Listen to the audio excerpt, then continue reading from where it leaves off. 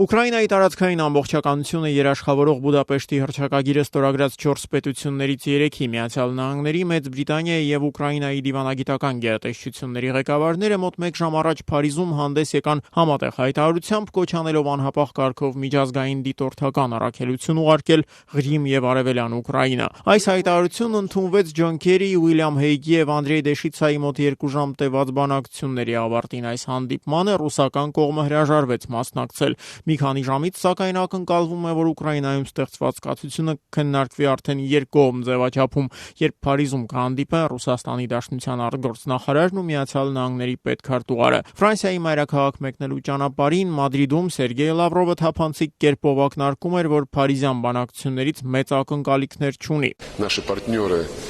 очень хотят обсуждать. Մեր գործընկերները շատ են ուզում քննարկել Ղրիմ ԵԱՀԿ դիտորդներ ուղարկելու հարցը։ Դրան զուգահեռ նույն այդ գործընկերները պնդում են, որ համապատասխան որոշումը ԵԱՀԿ-ում կայացվելու է արդեն այսօր։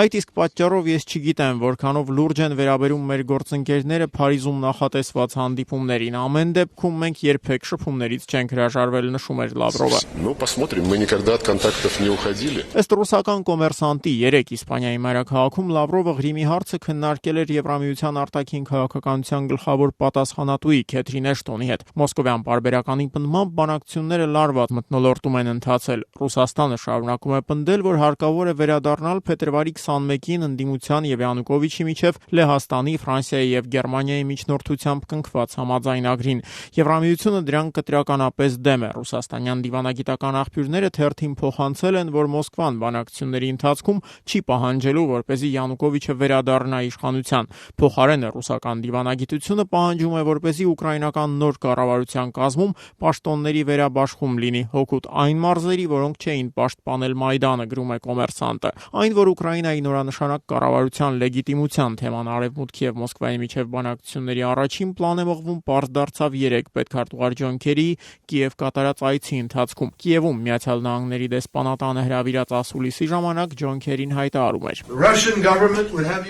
Ռուսաստանի կառավարությունը պնդում է, թե Ուկրաինայի նորանշանակ կառավարությունը լեգիտիմ չէ եւ առաջնորդվում է ծայրահեղականների կողմից։ Այսպիսով Մոսկվան անտեսում է իրականությունը, անտեսում է այն փաստը, որ Գերագույն Ռադան կազմված է ուկրաինացի ժողովրդի ընտրյալներից։ Հենց այդ ընտրյալներն էին, որ քվեների ճնշող մեծամասնությամբ հաստատեցին նոր կառավարության կազմը։ Նոր կառավարության օգտին քվեարկեցին անգամ Յանուկովիչի ռեգիոնների կուսակցության անդամները, լքելով իրենց նախկին ղեկավարին, պնդում էր Քերին։ Ամերիկյան դիվանագիտական ճնշումը Մոսկվայի նկատմամբ պահագնանում է։ 3 Սպիտակ տանը խնդրին անդրադարձավ նաև Միացյալ Նահանգների նախագահ Բարակ Օբաման։ The fact that we are still seeing soldiers out of their barracks. Այն փաստը, որ մենք դեռ տեսնում ենք զինվորականներին իրենց զորանոցներից դուրս, վկայությունն է այն բանի, որ տեղի ունեցող իրադարձությունների հիմքում ոչ թե Ուկրաինայում բնակվող Ռուսաստանի քաղաքացիների կամ ռուսախոս բնակչության համար անհանգստությունն է, այլ ուժի միջոցով հարևան երկրում սեփական ազդեցությունը հաստատելու ցանկությունը, նշում էր Օբաման։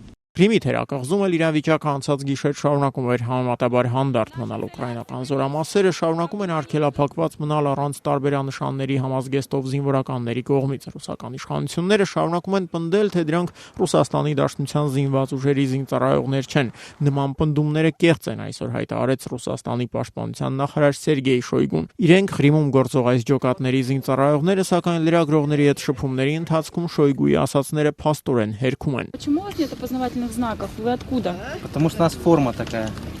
Опознавательный знак. Вы украинские или российские? Российские военнослужащие. Вы российские военнослужащие.